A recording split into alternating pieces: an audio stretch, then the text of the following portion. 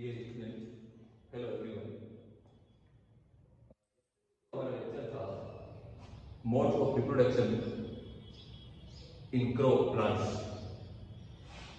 उसमें दो प्रकार का दो कैटेगरी होती है, असेक्सुअल एंड सेक्सुअल रिप्रोडक्शन। बताया आपको असेक्सुअल रिप्रोडक्शन में ऑथर जो है, अधिकतर लेखक जो है अभी दो कैटेगरी मानते हैं, एक वेजिटेटिव एपोमिक्सिस और दूसरा अगमोस्पर्मी एपोमिक्सिस। यस्टरडे कवर कर लिया था।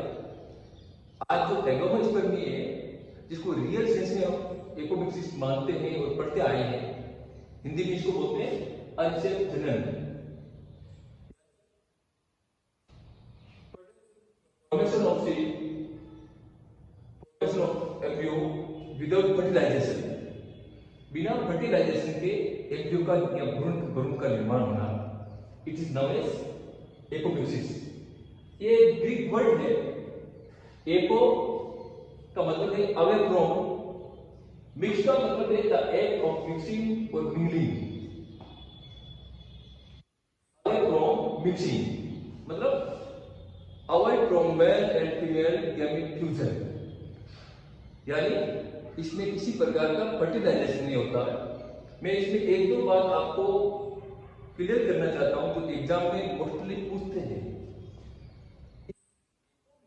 और सेक्सुअल रिप्रोडक्शन में सबसे महत्वपूर्ण अंतर क्या है?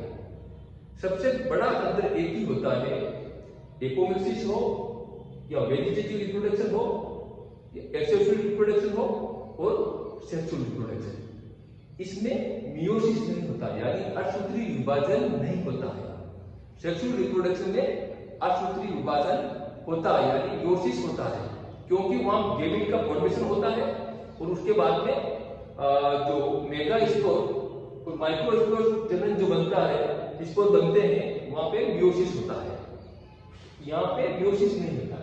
तो this is the basic difference between sexual reproduction and apomixis और वेजिटेटिव एपोमिक्सिस या वेजिटेटिव रिप्रोडक्शन। दूसरा पार्ट आता है totally absence of fertilisation.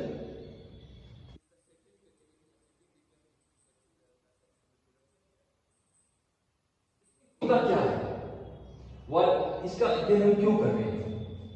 Because about 34 और 30 फैमिलीज या फुल है जिसमें से आपकी ग्रेमिनी, रोजेसी, कंपोजिटी, कुछ फैमिलीज है जैसे पोएसी बोलते हैं, जैसे मेज है, गेहूं है, मिक्सिस पाया जाता है। जैसे हमने यस्टरडे पढ़ा था, एज ए बिल्डर हम इसको क्यों पढ़ रहे हैं?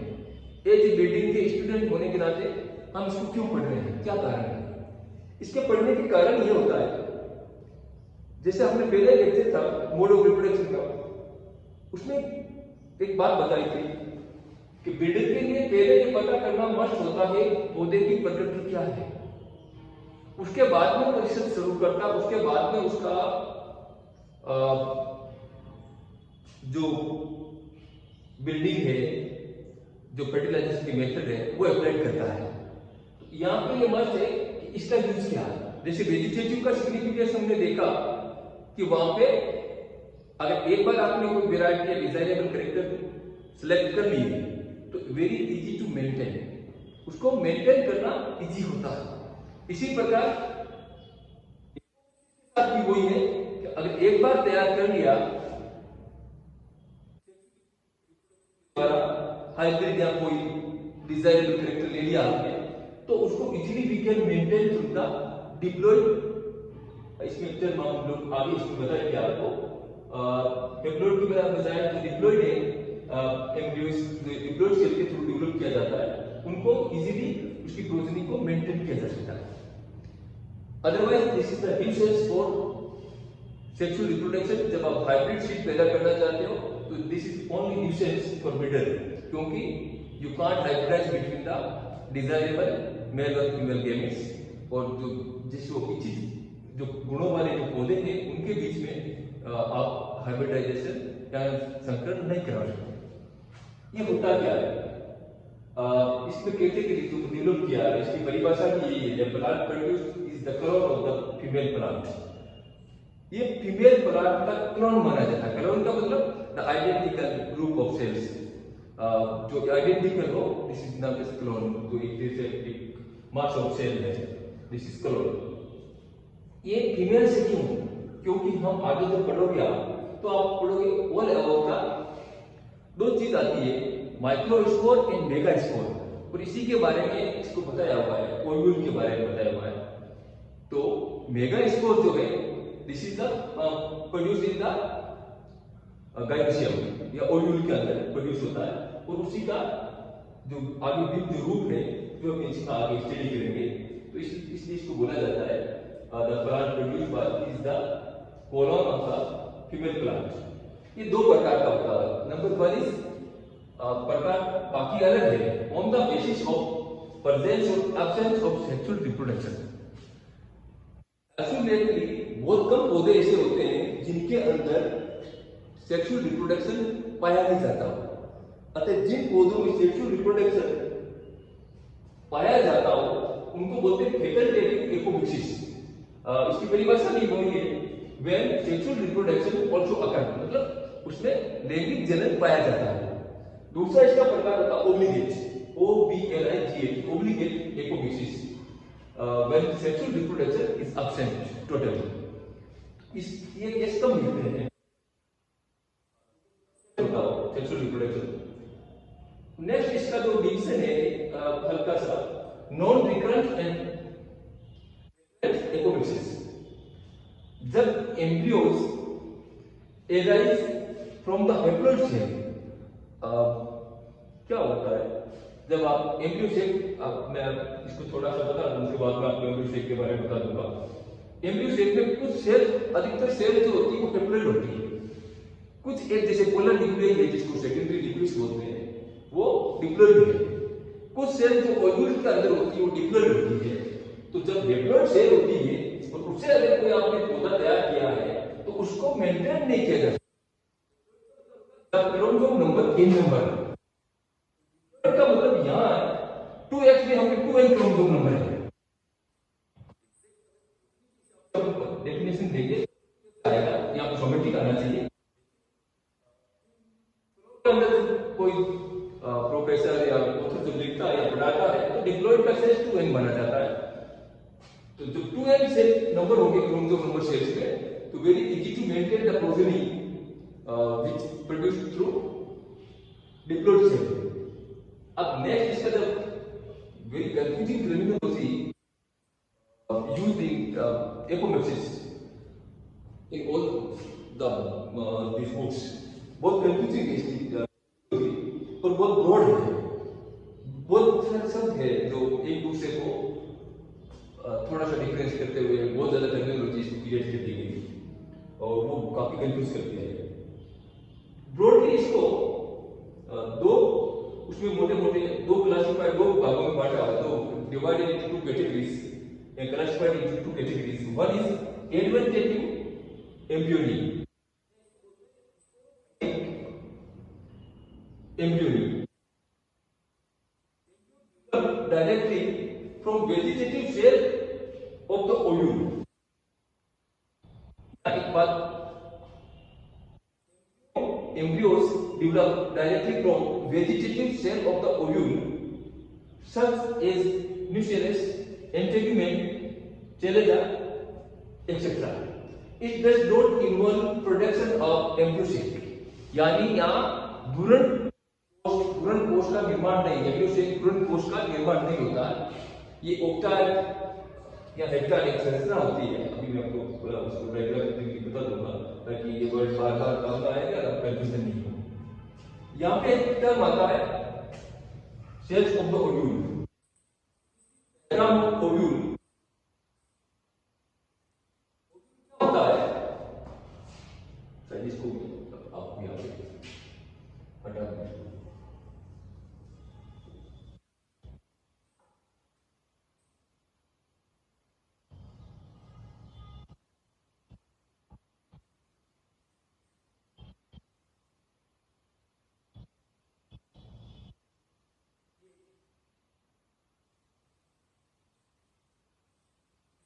अच्छा बना लेना, ये बहुत बढ़िया नहीं बना मेरे से।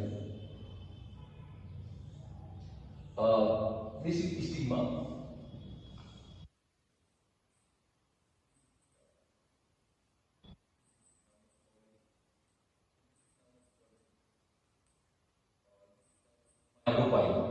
माइक्रोपाइल। और ये जो पूरा है इसको बोलते हैं गाइनोसियम। इसको क्या बोलते हैं? गाइनोसियम। ओके, ये जो पार्ट है इसको यहां पे हम डायग्राम बता रहे हैं। इसमें क्या होता है, ये जो नीचे एक आपको दिखेगा यहाँ पे होल जो इस तरह का ऊपर की तरफ, जिसको आप माइक्रोपाइल बोलते हैं, ये जो पार्ट है यहाँ पे, ये क्या हो गया? This is ovule, this is known as ovule, this is ovule. ये जो पार्ट है काफी बड़ा है, इसको बोलते हैं जेनिटल। यहाँ पे जो ये दिख रहा है इसको बोलते हैं माइक्रोपाइल। माइक्रोपाइल का मतलब होता है एक बारीक पोर होता है जिसमें से मेल गेमेट बनता है, क्या? एम्ब्रियो सेल के अंदर, तो इसे वो बोलते हैं। ये जो अंदरूनी ये इसके जो ओव्यूल के जो बाहर का भाग है इसको बोलते हैं न्यूसेल्स। क्या बोलते हैं? न्यूसेल्स। और ये पार्ट है इसको बोलते हैं इनर, उसको बोलते हैं outer integument. And outer integument दोनों। इसको बोलते हैं हिलम, इसको बोलते हैं क्यूनिकल। तो इट इज ये जो सेल्स है इंटेग्यूमेंट, चलेगा न्यूसेल्स, इनके द्वारा डायरेक्ट एम्ब्रियो का विकास हो जाता है। इसके बिना, एम्ब्रियो सेल के बिना बोलते हैं एडवेंटेटिव एम्ब्रियोनिक या स्पेरोफाइटिक। आगे जब हम स्टडी करेंगे two kind of cell, sporophytic and gametophytic. Gametogenesis का निर्माण होता है, उनको गेमेटोफाइटिक बोलेंगे, या स्पोर का निर्माण होगा या स्पोर का निर्माण होगा। तो ये पहला प्रकार हो गया। Second is gametophytic apomixis. जैसे इसका नाम में है, या कुछ गेमेटिक सेल बनेंगे, कुछ सेल है जो गेमेट फॉर्मेशन होगा और उसको इसमें बताया गया। इसमें क्या है? Embryo is it okay? Next from एक cell other cell of embryo cell. अब मैं आपको एम्ब्रियो सेल का बता देता हूं, ये वर्ड बार बार आपको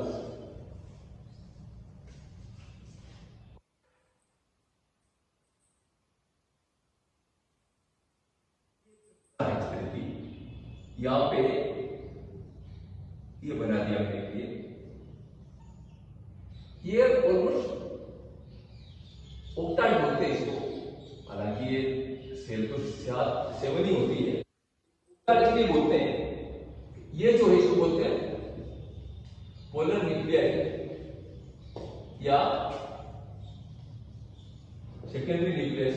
ये जो बीच की है ना,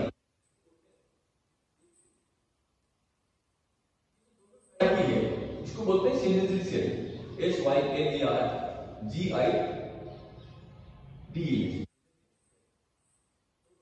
बोलते हैं एंटीपोटल। यहां पे ये कहता है कि embryo develop without fertilization, okay, from एक सेल, या इससे बन सकता है, और cells of the embryo cell. ये जो टोटल है ना, इसको बोलते हैं एम्ब्रियो सेल, एम्ब्रियो सेल, या मेगा गेमेटोफाइट। क्या बोलेंगे? एम्ब्रियो सेल या मेगा गेमेटोफाइट। ये सारी सेल डेवलप से होती है। ये जो बीज की पोलर न्यूक्लियस होती है, डिप्लॉइड सेल होती है। क्या होती है? Diploid cell. यानी इसके क्रोमोसोम नंबर 12 होते हैं, एक्सेप्ट दिस। बाकी जो 6 सेल है क्रोमोसोम नंबर n नंबर है, यानी गेमेटिक क्रोमोसोम नंबर है, सोमेटिक क्रोमोसोम नंबर है। डिप्लॉइड है, लेकिन इस क्रोमोसोम नंबर के नाम है सोमेटिक क्रोमोसोम नंबर। होगा एम्ब्रियो सेल। गेमेटोफाइट आपको यहां तक आ गया।